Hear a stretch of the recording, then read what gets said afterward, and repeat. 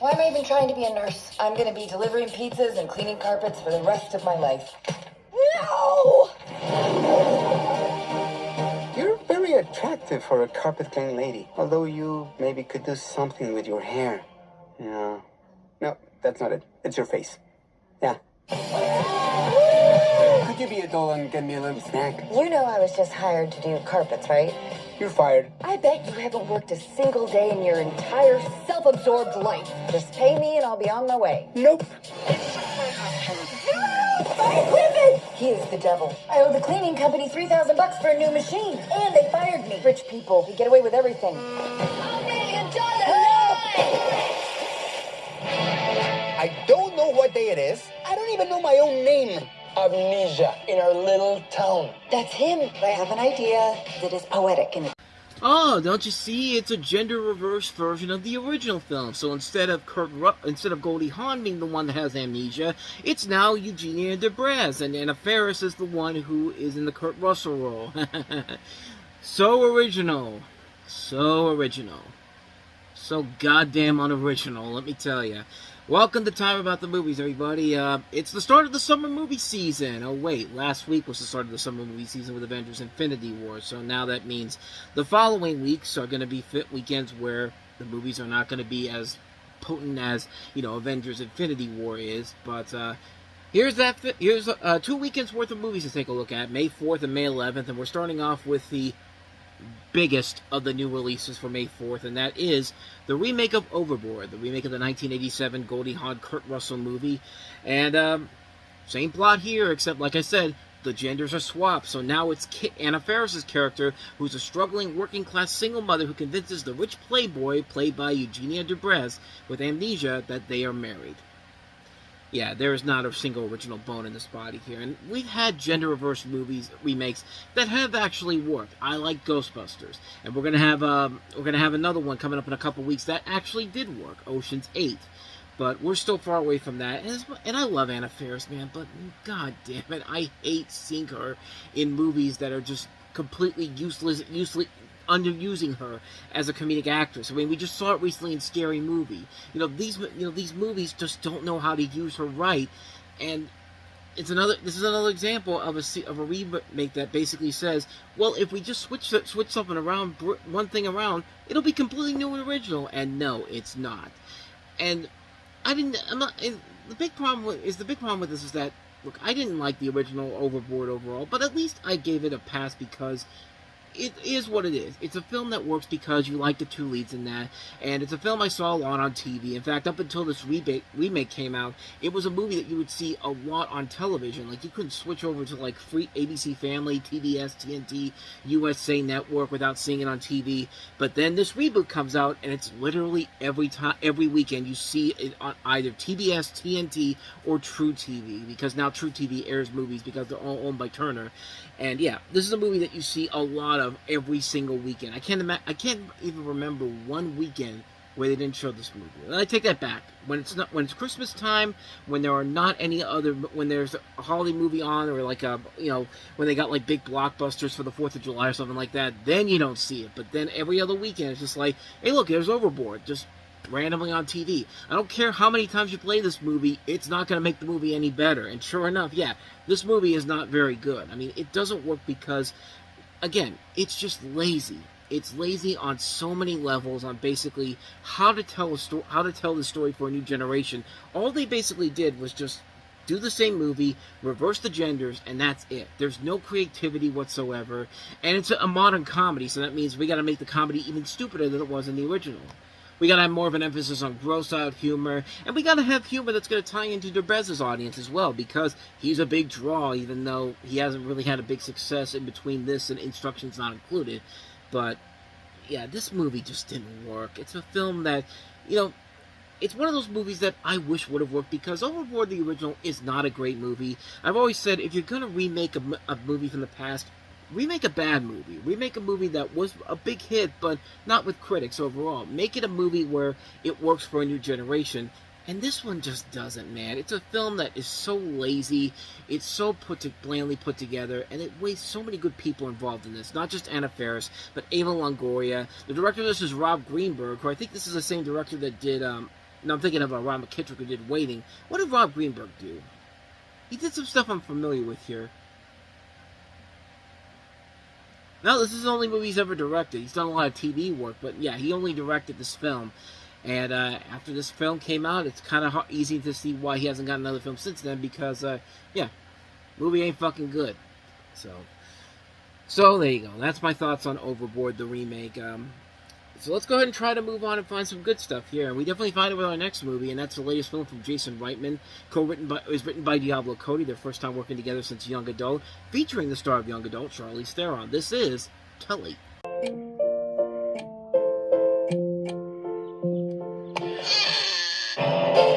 Great moms organize class parties and make cupcakes. No. Things I'm just too tired to do. Hey, frozen pizza, awesome. Tully, rated R. Hello. I'm Tully. I'm here to take care of you. Watch the new trailer online at tullytrailer.com.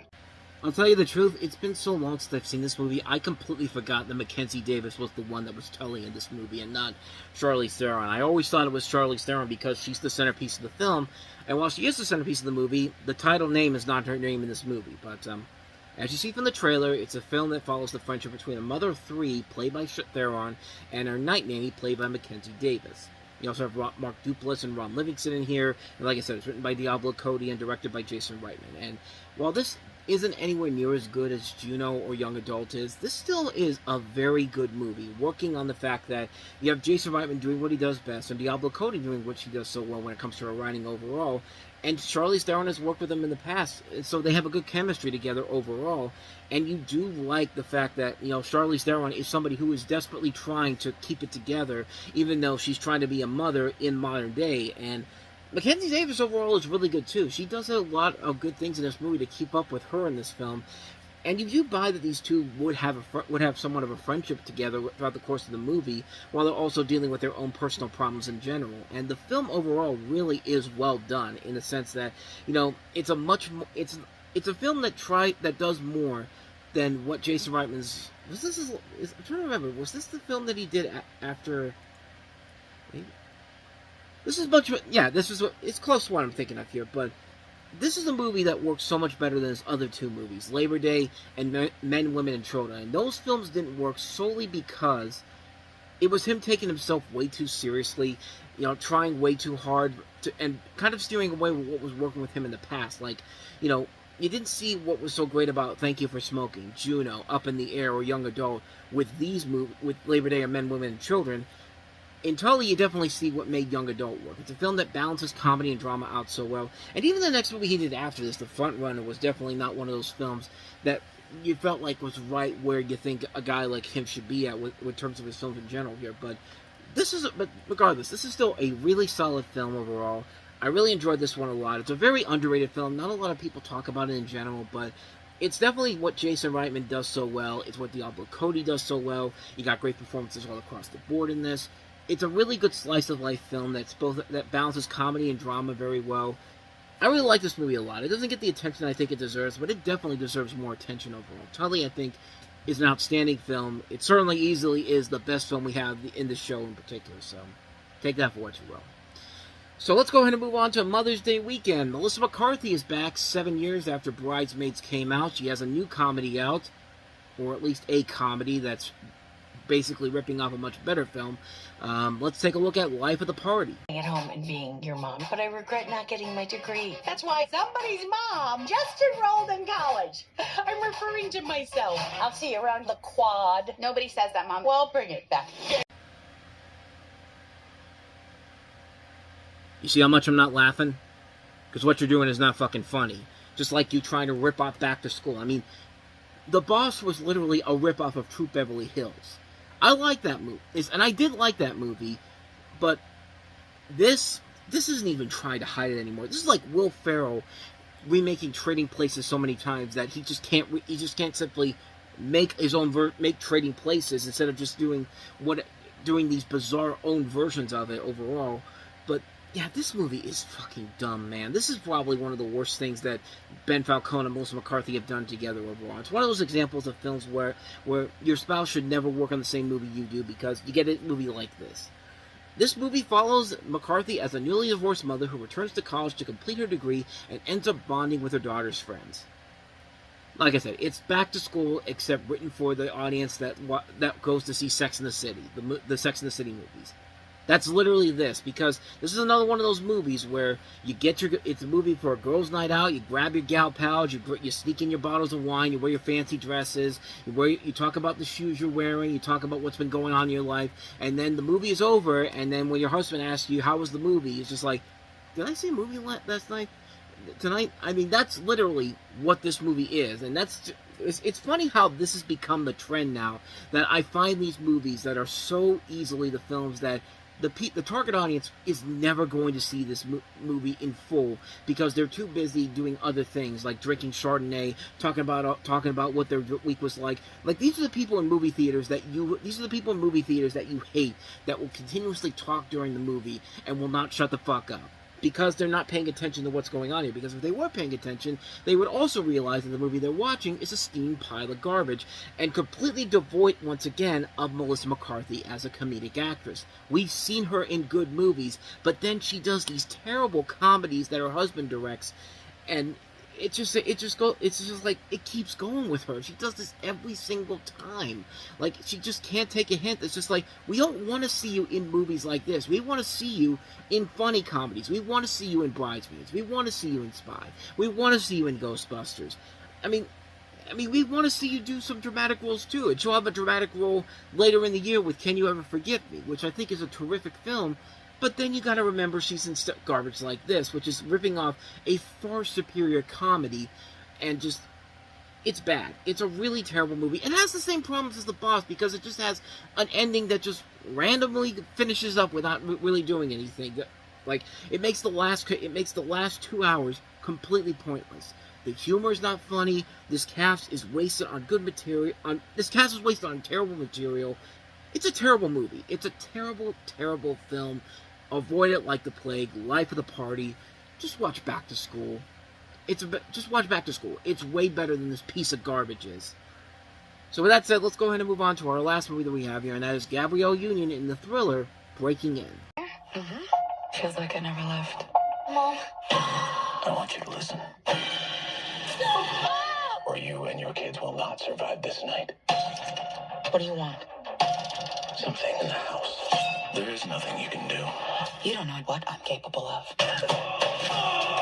She took out the lights. She's smart. I will do anything to protect my kids. You get the hell out of my house. Breaking In, rated PG-13.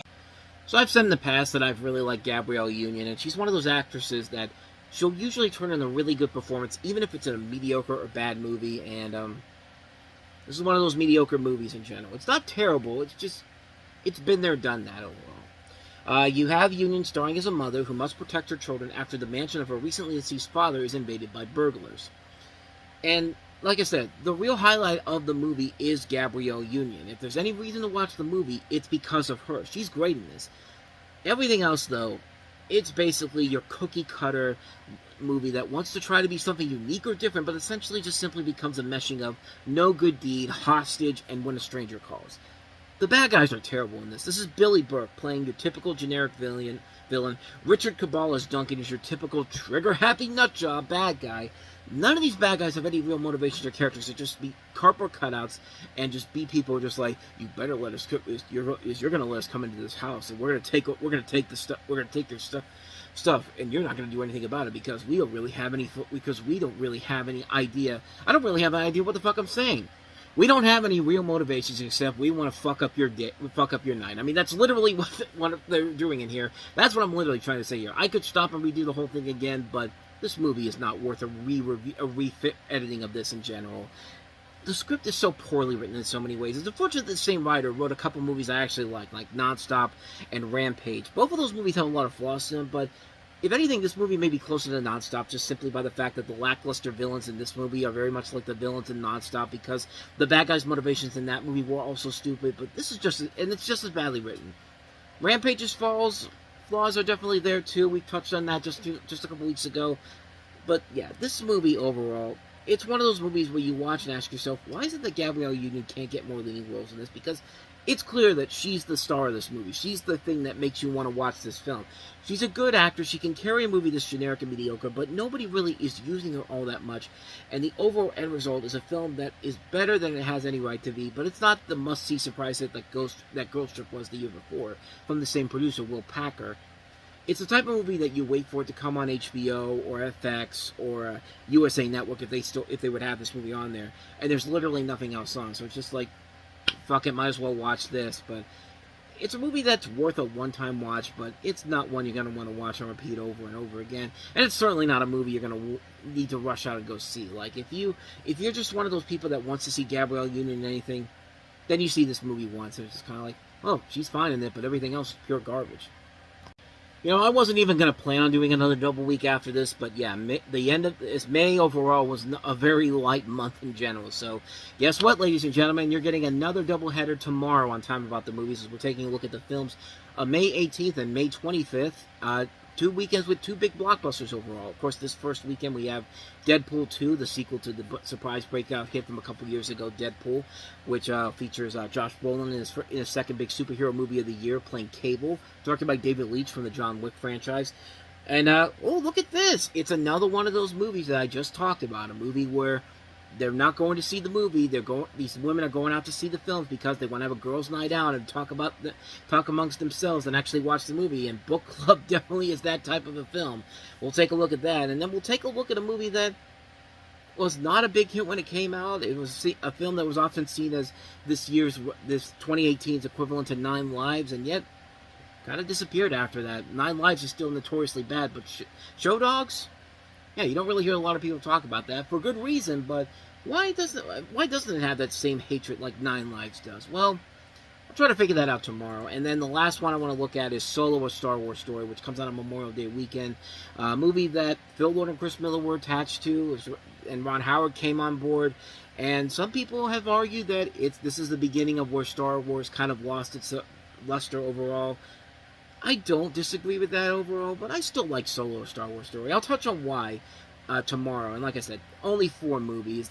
Like I said, May 2018 overall was a very slow month for new releases in particular. I mean, when you combine the 4 that we just looked at today and then the 4 then, that's 8 movies in total. So basically everyone is getting out of the way for Avengers Infinity War, except those big blockbusters we're going to touch on tomorrow. So that's why this is such a light month overall. So there you go. So we'll touch on those tomorrow. Deadpool 2, Book Club, Show Dog, Solo: A Star Wars Story. Bingo. I remember them all. So with all that said, thank you so much for watching this. I hope you enjoyed it. If you did, please go ahead and do me the honors of hitting that like button, that subscribe button, and that notification button. Also, don't forget to check out our playlist, and don't forget to check out the previous episode we did. So with all that said, whether it's in the past, the present, or the future, I will see you at the movies. Take care.